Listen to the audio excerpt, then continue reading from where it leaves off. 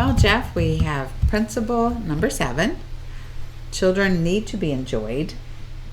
Yes. And the last one on the positive examples. When we walked into a family or when we left the family after treatment and they were doing these things, we knew that they now had changed their system and they were enjoying their children.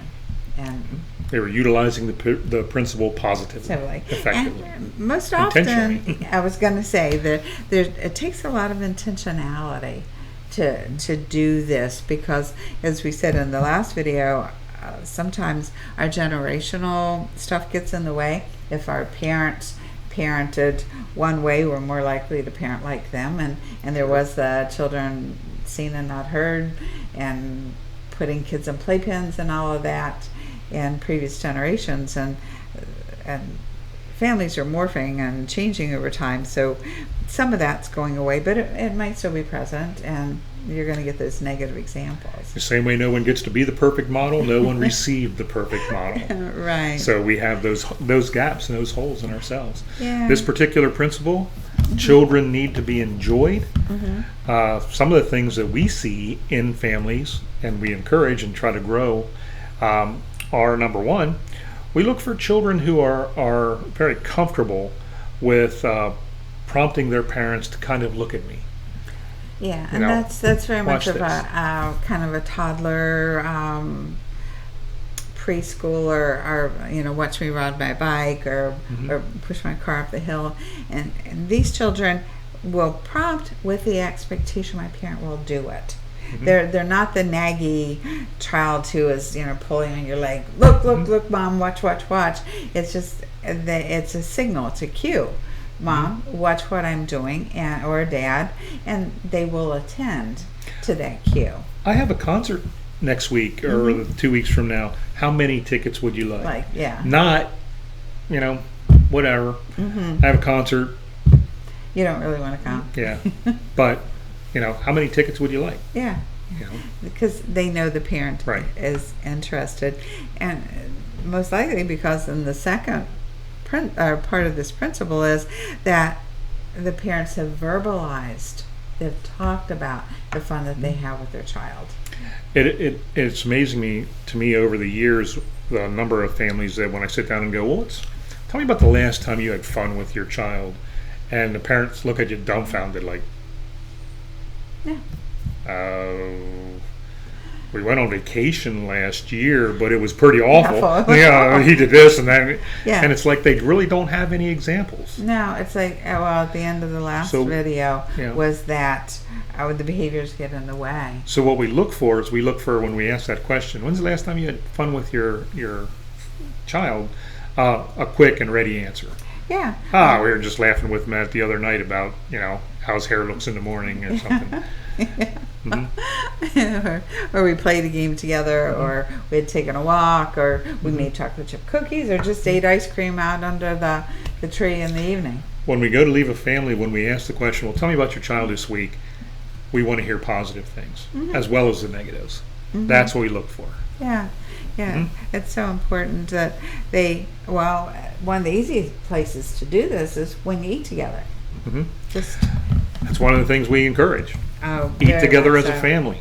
Use that time to talk about what's going on in your lives, to share your experiences together. And of course, when you're talking about the principle of enjoying, share some funny stories or be able to laugh during that time. Yeah. What's going on. It's a way to get to know your kids. This next one, families, or parents in particular, who are able to report having fun by watching their child have fun. Yeah, that I have that one story. A close family member said that when they had taken their kids to Disney World, and I said, "Are you having a good time?" And the parents said, "We're having a good time watching our kids have a good time." It just they just felt so overwhelmed with joy and having the kids having those experiences. When I used to take my children to the playground when they were very little, I can remember sometimes I was in a mood where I could watch them just, run up the sliding board and, ride down and giggle and, and I could enjoy it. And other times I was tired and irritable. And one of the things I noticed is that when they had fun and I was able to notice it, that made me want to go to the park again. Yeah, I when you talk about the park, even just the experience of when your kid comes down the slide, whatever you call it here in Pennsylvania, and you greet them at the end of the slide with a smile, and you pick them up and just get them off the slide. Those few seconds of enjoyment, that child knows that they are lovable in those moments. Then there's families who build celebrations and rituals into their family life. You know, you mentioned in the previous one when report cards came out, again, it wasn't so much a celebration thing in my family, but when report cards come out, do you plan something for that day? You know, are we going to have a reward for every A? You know, or that sort of thing. You know, again, you're gonna actually enjoy your child's successes. I remember the one grandma doing kinship care for her grandson, and at Easter, they had Easter egg hunts for days on end. She would take turns hiding. Her grandson and the neighbor kid, they'd hide, and they had such joy over Easter egg hunts. And that little boy had to have taken away from the experience of I am enjoyable. For my grandma to devote days to Easter egg hunts. And there's the non-Easter equivalent, the scavenger hunt. Oh, exactly. Do you set up scavenger hunts just to enjoy watching your kids solve problems and look, can you all enjoy that together? Do you build those activities? Are those activities built in? Yeah. And when they are, you can tell. And there's no cost to them. There's absolutely no cost. We're not talking about spending a lot of money on these things. Eating together, scavenger hunts, Easter egg hunts, all of those things are cost-free. I mean, again, in my family, we build in the family night ritual where it was sacrosanct. No one could schedule anything during this time period. And it took a little bit to implement because sometimes, you had to tell bosses, or my wife taught aerobics, she had to tell the director, I can't teach on this day. But when you prioritize having fun with your family, the children are going to benefit from that. Yeah, even with all the tree farm work, Saturdays were work days, and then Saturday evenings was pizza and a movie night. They just knew there was kind of a celebration. You put a hard day in, and there's a break in the evenings. They just knew it. Yeah. They just knew they were going to be enjoyed during this period. Right. There's also a thing where, and I think families are really missing this these days, where children come home, they're dealt with the stress of peers and academic achievements academic requirements, athletic requirements, all this stuff, all the stress of their day. And if you're enjoyed by your parent, then your instinct is to share at least a little bit of that with your parent. Yeah. Because they know that your parent's going to listen and they're going to enjoy that moment of sharing your stressful event with them and them being able to give you possible solutions or just co-sharing it with you. Yeah. Along with that, children need to be enjoyed so that they will know that they're enjoyable, lovable people, is I'm worthwhile. And if I'm a worthwhile being, I can bring my stuff to you and you will find me worthwhile.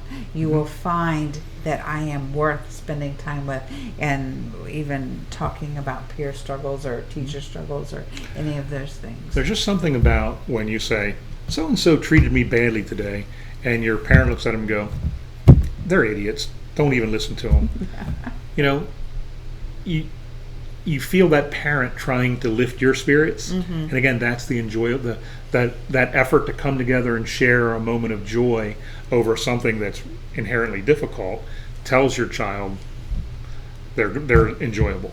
Yeah, even let's say the child comes and shares those struggles, that mom or dad is going to try to shift the child's emotional state and say, oh, okay, well, let's just go, we'll bake some cookies or we'll go out and pitch some ball because, that was a hard thing. They're going to help that child through that whole process because of that relationship piece. Even though you're feeling sad right now, I'm going to make you happy, and then I'm going to enjoy you during that moment. Yeah. One of the things that happens is we increase our enjoyment of our children by talking about our enjoyment of the children. So one of the things we look for in parents is almost a craving to talk about the successes and the good times and the fun times with our children. Yeah. We want to relate those to our friends. Like you mentioned in the last video, if a therapist asks you what we want to tell them of the successes. Why? Because verbalizing the fun things actually makes us re-experience the fun. Yeah. And when a child is watching us re-experiencing that, again, they get that message, I'm enjoyable. Right. I think that the next one on the list, our family does it pretty well, all the way up to other generations, like my parents' generation. You know, there's a lot of teasing, and because there's safety in the relationship. They know, my kids have always teased my dad about, oh yeah, you say you're going to go take a shower, but it's been 3 hours. So they tease him over it, and he teases back, and they have pet names and things. So it's that enjoyableness that's shared between everyone. I remember reading of the great difference between laughing at a child and laughing with a child. But in practice, I found that in my own life, being able to laugh at myself greatly increased my ability to laugh with other people. Oh yeah. And that's really what I want my children to learn. I want them to learn not to take themselves so seriously, that some of their behaviors are very funny. And in order to do that, in order to teach that, I have to be able to laugh at my behaviors with them. Well, when you can laugh at yourself like that, that means that you have a stable sense of self, that you have a strong enough inner core that you can manage that. Yeah, I do have a clumsy part, but I also I'm a very lovable creature. So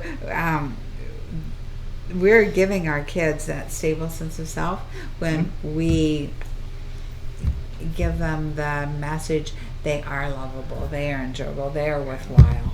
When we embrace all of our parts, we lead to the next one here is children. When children are able to talk about their own less than savory parts, and their good parts at the same time. Right. Mom, I have a part of me that I don't want to fail that test tomorrow. I want to get a good grade, but I also have a part of me that wants to go out and play baseball right now with the guys. They're out there playing baseball. Yeah. You want them to be able to look at both parts of themselves and know that as a parent, I'm going to enjoy both parts. Yeah. How many times we had that statement planted in our heads. I love you whether you pass this grade or not.